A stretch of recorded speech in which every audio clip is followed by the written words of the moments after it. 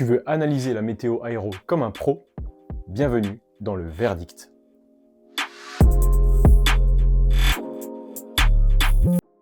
Et bonjour à tous et bienvenue dans ce deuxième épisode du Verdict. Aujourd'hui, on va voir un nouveau trajet qui sera Strasbourg vers Mulhouse-Absheim en VFR. Et petite amélioration notable suite à un super commentaire qu'on a pu me faire, c'est l'agrandissement de l'écran de projection du trajet.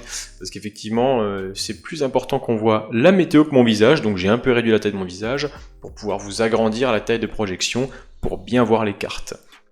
Et ben c'est parti, commençons, j'ai déjà sorti moi les cartes de mon côté, on va les analyser ensemble, et un petit rappel sur la méthode entonnoir que je trouve très pratique, on va la redessiner ensemble.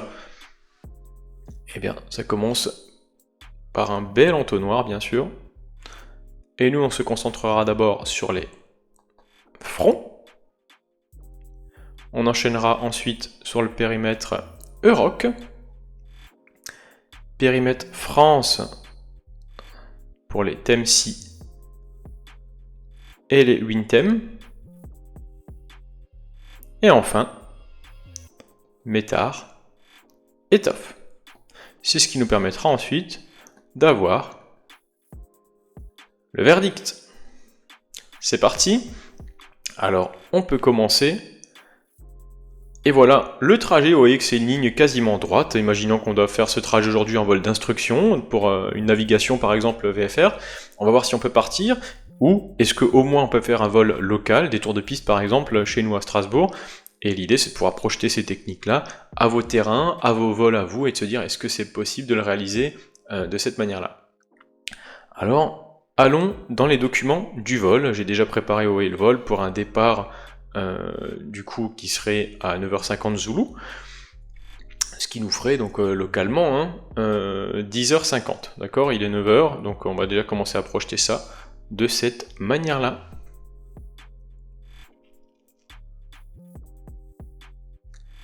Les fronts. Les fronts, je les ai classés du coup, celui du 27 minuit, projection ensuite du 27 à 12h, et projection du 28 minuit, pour voir toute leur évolution. Et le but, c'est de découvrir quoi en particulier.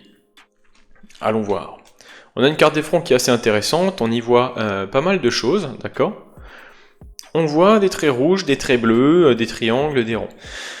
Ça, on en a parlé la dernière fois. Et on sait qu'il s'agit, pour les rouges, de fronts chauds. Pour les bleus, de fonds froids. Qu'est-ce qu'on voit là-dedans? On voit des petits moins, comme ça, entre les deux. Les petits moins veulent dire que ce sont des fronts peu actifs. D'accord? Et en dessous, on repère un anticyclone. Alors on va faire un peu d'espace sur cette carte. On voit que l'anticyclone a une très grande surface qui est occupée ici, un marais barométrique à 1025 avec une haute pression. On peut s'attendre du coup à une belle météo et comme d'habitude du côté de l'est principalement, on s'attend aussi à des brouillards, brumes le matin. On va découvrir ça après, et on va voir comment ça évolue. On voit qu'on a une perturbation ici de type front chaud peu actif, qui se rapproche vers l'est. Mais comme elle est peu active, il y a aussi des chances qu'elle se dissipe avant d'arriver avec cet anticyclone. Alors voyons voir. L'évolution 12 heures, on voit qu'en fait, vous voyez, le front ici peu actif a quasiment pas bougé. Quasiment aucun mouvement, et on a toujours cette grosse zone anticyclonique ici, avec une pression assez élevée. D'accord? Rappel quand même, on sait que dans l'hémisphère nord, un anticyclone, les vents tournent dans les sens des aiguilles d'une montre, donc on retrouvera des vents probablement orientés plutôt ouest, d'accord? Sud-ouest. Voire sud, parce qu'en descendant, on se rappelle que les vents braquent vers la gauche, en montant, ils braquent vers la droite. D'accord? Et comment ça évolue? Eh bien, on voit qu'en fait, notre front peu actif, quand on projette ça au 28 à minuit, en fait, il n'est jamais passé chez nous. Il s'est dissipé. Rappel, On est dans la zone qui est ici, à Strasbourg, d'accord? Et en fait, ça ne devrait pas passer. Donc on peut s'attendre, pour cette journée, à une belle météo. Maintenant, le matin, comme dit, on peut s'attendre à des brumes ou du brouillard, avec les températures du brouillard givrant. Voyons, du coup, la suite, en enchaînant sur la carte MC Euroc, voir ce qui nous attend. Donc voilà la carte Euroc de 9h UTC, donc pour 10h local. Rappel encore une fois, elle est valable du niveau 100 au niveau 450. Vous allez me dire, oui mais alors j'irai pas voler au niveau 100 moi en VLFR, et ni au niveau 450. Effectivement, par contre, on peut très bien utiliser ces cartes pour voir ce qui arrive, quel type de nuages. Des nuages qui sont par exemple préfrontaux, de longue distance, comme les cirrus généralement. Et est-ce que c'est bien ça qu'on va constater en regardant tout simplement dehors et se dire bah oui, c'est bien la situation que j'ai prévue. On repère déjà tout de suite, à Strasbourg on est ici, de grands jets qui sont ici, probablement entre deux masses différentes, d'accord? Deux masses d'air. Des jets assez puissants qui viennent principalement du nord, d'accord? Avec des vents assez élevés. On peut s'attendre du coup, en montant, à des vents quand même assez forts, et ça pourrait être très intéressant pour Eyeliner par exemple, hein, qui ferait un trajet, lui, du nord-est vers le sud-ouest. Mais nous, on s'en servira pas. Ce qui va nous intéresser, c'est de se dire, mais qu'est-ce qu'on a dans cette zone? Déjà, on voit que nous, dans notre zone, on rencontrera du givrage de trait égal modéré, en dessous des 10 000 pieds, du niveau 100 pour cette carte-là. On voit aussi que nous arrive, on a vu que ça venait pour nous par le nord-ouest, une masse de broken CI, qui veut dire des cirrus effectivement, entre niveau 230, 270, 370, 420. Les cirrus sont des nuages généralement préfrontaux, et d'ailleurs pour les fronts chauds, on a souvent, au départ, et voire jusqu'à 1000 km avant le front, du cirrus, d'accord ? Donc, pour l'instant, je vois pas d'autres temps significatifs qui nous alertent, comme par exemple, on pourrait voir des cumulonimbus à cette hauteur, comme on voit ici, hein. On n'a rien d'identifié, visiblement, qui nous arrive dessus. Alors, continuons de chercher ça sur la carte TEMSI France à présent. Carte TEMSI France, on en a deux. Il y a celle de 6h UTC, 7h locale, et celle de 9h UTC pour 10h locale. Pourquoi les deux cartes et pourquoi j'ai gardé celle de 6h? Parce que je veux voir l'évolution du phénomène. C'est important puisqu'on va faire un vol, on va voir comment ça évolue, d'où ça va et où ça vient. Eh bien, allons-y et commençons. Rappel, Strasbourg, on est environ ici, sur ce point-là. Et qu'est-ce qui se passe concrètement? On en avait parlé juste avant, on l'a prédit. Il y a localement brume, brouillard givrant. Eh ben oui, on voit que je supprime tout ça, on a une belle inversion avec un ISO 0 entre la surface et 2500, et ensuite moins 10 à 10 000 pieds. L'inversion, ça veut dire qu'en fait, on aura 0 à la surface, la température ensuite change et revient encore à 0. C'est pour ça qu'on a aujourd'hui 3 valeurs indiquées sur cette carte avec l'ISO 0. Et je viens de faire une grosse bêtise, c'est que j'ai supprimé la carte France. Voilà. Et voilà, on n'a rien vu. C'est reparti. Donc, toujours celle de 6h. On voit aussi ces deux triangles avec cette belle couleur violette, qui veut dire les sommets peuvent être bâchés. Effectivement, nous sur les Vosges, on peut s'attendre dans ce cas à probablement des nuages le long des reliefs. Nous, pour notre trajet du jour, qui se situe comme ça, on ne devrait pas être impacté par cette histoire de sommet bâché. On voit aussi que dans notre zone, on peut rencontrer du stratocumulus, du stratus, donc ST1, SC, broken et localement overcast entre 2000 et 3000, et le stratus entre 500, 1000 pieds, et 2000. D'accord ? Ce qui veut dire que, probablement, on peut avoir des nuages très bas, dus à la condensation principalement, ou au brouillard qui se dissipe. Effectivement. Et bien sûr, on nous rappelle que, localement, la visibilité est supérieure ou égale à 8 km, voire 5 km, et localement, 1,5 dans la brume. Localement, visibilité 0 dans le brouillard. Rappel, le brouillard, c'est une visibilité entre 0 et 1,5 km. Qu'est-ce qui nous arrive là derrière? On voit ensuite qu'on a grosso modo la même chose, puisque c'est stagnant, et ça bouge pas beaucoup, on l'a vu tout à l'heure. Donc du brouillard toujours, du brouillard localement, en brouillard givrant, hein, de la brume, et de nouveau du stratus de basse hauteur, c'est dû à ce brouillard qui va se dissiper, comme on l'a vu, et on aura probablement ensuite du beau temps. D'accord? Super. Maintenant la carte de 9 heures, qu'est-ce qu'elle nous raconte? Elle nous raconte la même chose. On a toujours ici cette inversion, 0 degré à la surface, 0 degré à 2000 pieds, et ensuite, moins 10 degrés à 11 000, ça remonte. D'accord? Toujours ce phénomène local de brouillard, brume, brouillard givrant, et cette visibilité toujours annoncée. On nous annonce aussi un givrage modéré entre 1500 et 6000, et c'est principalement dans la couche bien sûr. Donc ça, on s'y attend. Si on partait en IFR aujourd'hui, il faudrait prévoir les moyens de dégivrage, d'accord? Et derrière, qu'est-ce qui se passe? On a une petite zone coupée ici dans notre zone, c'est la zone A. Et dans la zone A, on peut s'attendre à de l'altocumulus, c'est aussi un nuage préfrontal qui vient après le cirrus, d'accord? Entre 9000 et 12000 et 13000 et au-delà du périmètre de la carte, avec ce givrage, bien sûr, entre 8000 et 15000, givrage modéré. Intéressant, ça veut dire qu'on a bien ces nuages préfrontaux qui arrivent et qui vont probablement se dissiper, comme on a pu le voir, sur les évolutions des fronts. On peut alors passer maintenant à la carte WinTem. On veut voir qu'est-ce qu'on aura comme vent, où est-ce que tout ça va se déplacer, et à quoi on peut s'attendre comme évolution. Le vent de 9 heures. Rappel sur la carte WinTem. On nous dit que les températures sont négatives du moment qu'elles ne sont pas précédées d'un plus. Donc tout ce que vous voyez ici avec des plus, c'est que c'est des températures positives. Tout ce que vous voyez de l'autre côté, avec pas de plus de vent, c'est des températures négatives. Et c'est normal que derrière ça augmente, puisqu'on a vu qu'on avait un front chaud qui nous arrive et qui nous amènera une masse d'air chaude. D'accord? Donc c'est normal que derrière, le front chaud, il fasse plus chaud. On voit à 9h UTC qu'on se retrouve avec un vent à 2000 pieds qui vient sud-ouest, excusez-moi, et donc on peut s'attendre à Strasbourg, piste en service numéro 23. Intéressant, on peut déjà déterminer, nous, la piste qu'on va avoir en service et préparer nos paramètres pour ce genre de calcul.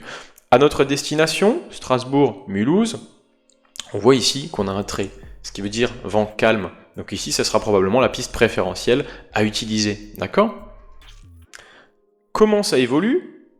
On se rappelle qu'en montant, les vents basculent vers la droite dans l'hémisphère nord, et effectivement, on a un vent qui bascule vers la droite et qui se retrouve quasiment plein ouest. Donc nous, sur notre trajet, on aura un vent quasi plein travers en montant. C'est aussi intéressant à comprendre.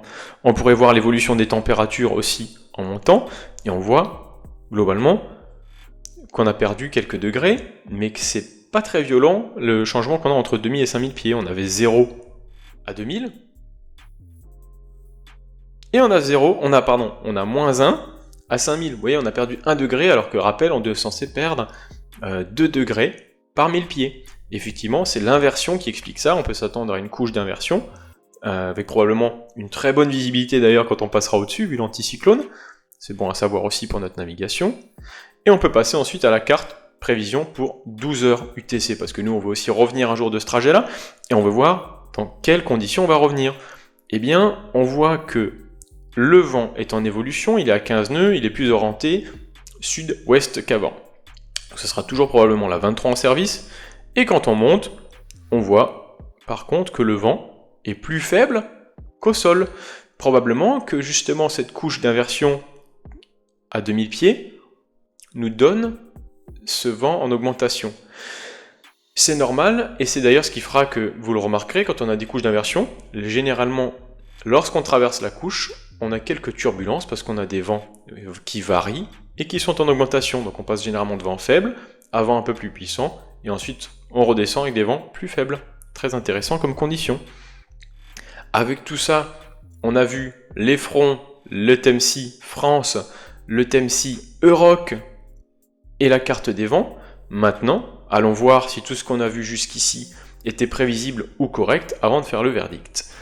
Eh bien Strasbourg, sur le métard qu'on a récupéré tout à l'heure, on voit que c'était bien le métard du 27, 7h30 Zulu, station auto. Si vous voulez, ce qu'on peut faire, c'est qu'on va chercher ensemble le dernier métard, d'accord?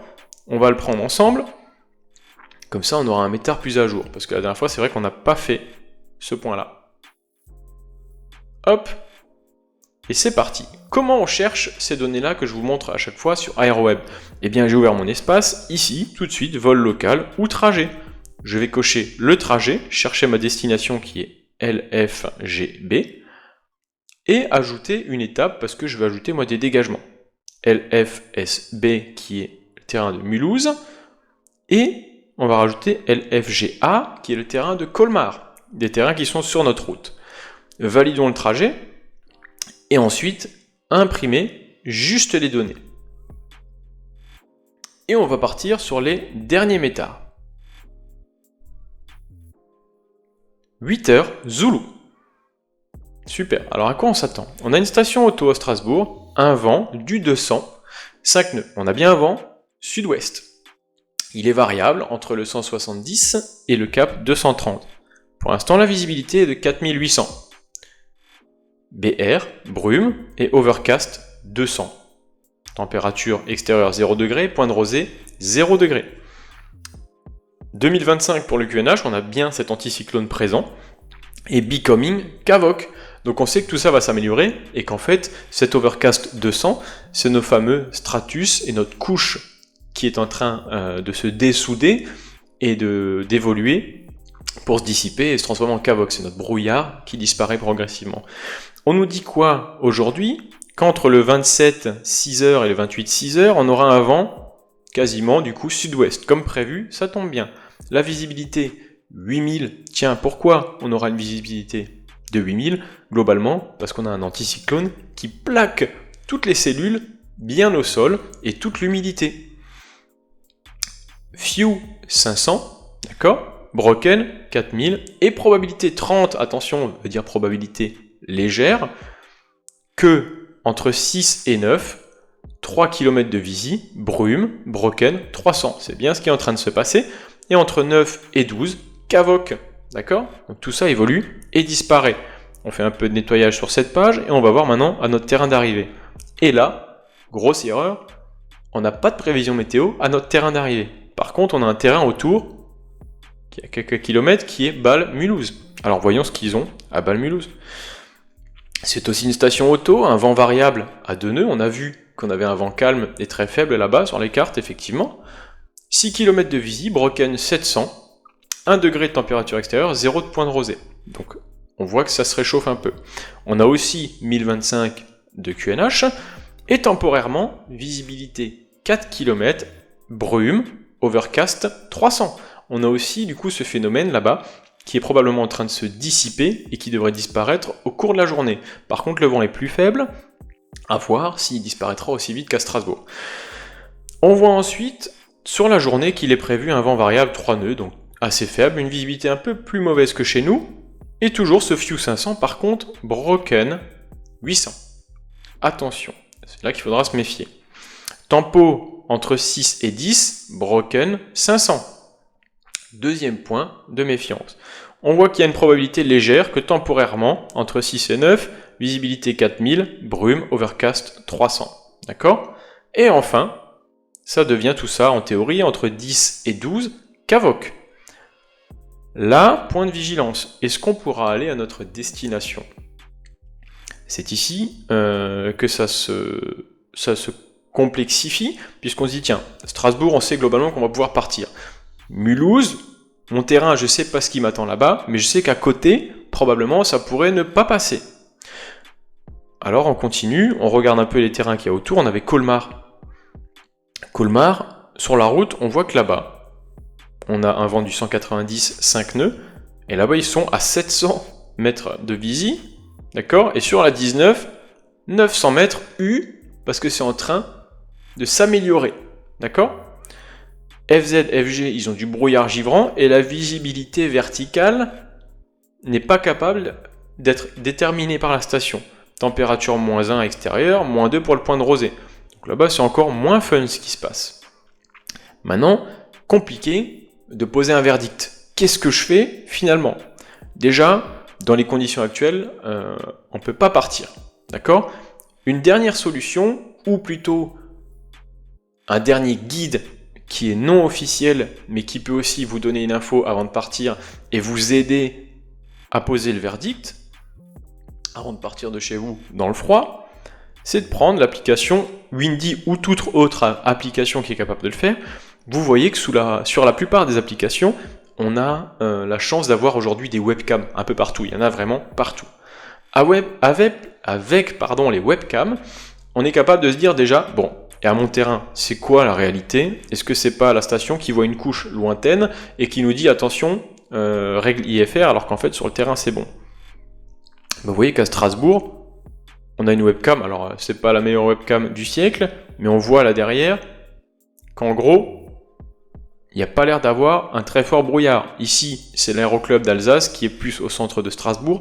Même chose, on voit au-dessus, regardez ces petits stratus qui se baladent et qui se dissipent avec un ciel, un plafond bien plus haut derrière, qui est probablement les cirrus qu'on a vu tout à l'heure et qui se dégage. Donc là, on se dit tiens, ça va pas tarder à se dégager chez nous. On pourrait regarder aussi d'autres stations qui sont un peu plus loin ou plus en hauteur et se dire bah tiens, qu'est-ce qu'ils ont un peu plus en hauteur? Allons voir quand même ce qui se passe du côté de Colmar, parce que là-bas apparemment c'est vraiment des conditions assez mauvaises, et effectivement à Colmar, ou Guémar qui est juste à côté, là-bas il ne fait pas bon de voler en VFR. Mais est-ce que c'est pas juste localement et très plaqué au sol? Alors on peut descendre jusqu'à notre terrain et se dire bon, ok, et alors Absheim, qu'est-ce qui se passe là-bas? Oups, je suis descendu un petit peu bas. Voilà. Ici, le terrain est juste là. Absheim, webcam. Et on regarde. Il y a 3 minutes, on voit que là, ça inspire pas forcément la confiance dans le vol VFR. D'accord? Ici, c'était il y a 18h, ça ne nous intéresse pas. Attention aux périodicités d'ailleurs de certaines webcams. Hein. Et là, on voit qu'à l'entrée de Mulhouse, c'est full brouillard. Par contre, on voit très bien la luminosité derrière. Donc on peut se dire, ma nav, si je pars maintenant, ça sent pas très bon. Je vais peut-être pouvoir temporiser. D'accord? Alors, ensemble, on va devoir poser le verdict. Le verdict, aujourd'hui, selon le cas du vol, comme d'habitude, faire un petit vol de loisir et aller à Absheim, pour l'instant déjà, c'est mort. Ça passe pas. Je suis quasi certain que ça va se dégager. Sous quel délai? Difficile à prédire. Par contre, ce qu'on pourrait faire, c'est dès que Strasbourg se dégage et passe en CAVOC, ou au moins avec un plafond suffisant et une visée suffisante pour partir, on pourrait très bien se dire, bon, on va faire un petit vol, au pire ça finira en vol local en demi-tour Strasbourg, mais au moins on perd pas de temps, on va faire ce petit vol qu'on voulait réaliser. En vol d'instruction, du moment que je vois que ça s'améliore, moi j'irai déjà au terrain là, sans souci, faire le briefing météo avec l'élève, lui expliquer tout ça comme on l'a fait ici, et se dire, bon, le terrain, est-ce que ça passe ou pas? Dès que ça passe, on y va, on fait cette navigation, et au pire, déroutement ou demi-tour, on revient sur Strasbourg, on fait quelques exercices, de la mania, des tours de piste. Donc là, ça passe. Vol d'instruction, on peut partir à mon avis d'ici peu, dès que ça s'est levé. Maintenant, le verdict, la météo, temporiser le vol de quelques, on va dire, une demi-heure, 1 heure, regarder le prochain métard et se dire, ok, ça passe, je vais au terrain et ça va se lever à quasi 100% de certitude sur Strasbourg. D'accord? Maintenant sur Mulhouse, à surveiller, est-ce que je peux aller à mon terrain? Sachant que ce que vous pouvez vous dire, c'est que c'est du brouillard. Le brouillard, c'est quelque chose qui est assez bas, d'accord? Des plafonds qui sont très bas, et généralement quand ça se dissipe, et qu'on prévoit du CAVOC, c'est qu'entre ces deux couches-là, vous n'aurez rien. Donc vous pouvez très bien aller faire votre nav jusqu'à Mulhouse, mais par contre, prévoyez bien le carburant pour revenir à votre terrain, ou un dégagement qui est accessible. Donc le verdict, aujourd'hui, moi, je vais pouvoir aller faire ce premier vol, rappel, qui était dans le cadre d'une instruction avec un élève, et si ça passe pas, on fait demi-tour et on s'assurera bien, forcément avant de partir, qu'on ait le carburant pour revenir chez nous, à Strasbourg, en toute sécurité. Eh bien voilà, j'espère que ça vous a plu, que vous avez pu apprendre d'autres nouvelles choses dans ce deuxième épisode du verdict. N'hésitez pas à me faire part de vos commentaires parce que chaque commentaire ça permet d'améliorer le format, les données, le contenu, ce qui manque, ce que vous trouvez peut-être, vous avez peut-être des doutes ou des questions ou des choses à dire, alors dites-le, c'est comme ça qu'on avancera. Et du coup on se revoit dans le verdict numéro 3 la semaine prochaine, car les verdicts sortent tous les jeudis. Alors bonne journée à tous, bon vol, et à très bientôt!